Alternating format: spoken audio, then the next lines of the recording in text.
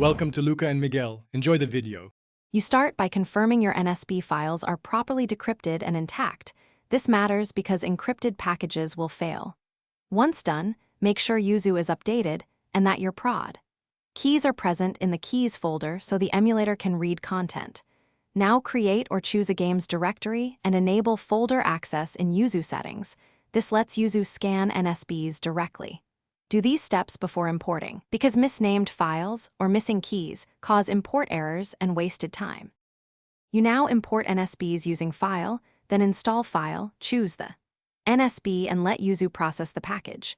Pay attention to the log. If you see a title ID conflict or a missing ticket, stop and resolve the file naming or ticket issue because continuing can corrupt the installation.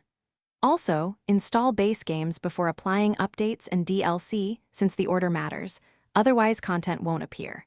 If multiple NSB parts exist, install them in sequence so dependencies resolve correctly. You should launch the installed title and let shader cache build.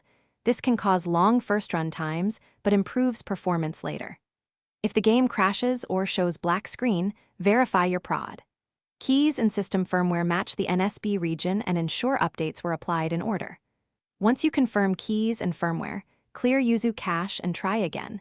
If issues persist, uninstall and reinstall the NSB to remove a corrupted install. One tip: check the log for missing content errors to pinpoint the cause. Thanks for watching and please subscribe. It's the best investment you'll ever make.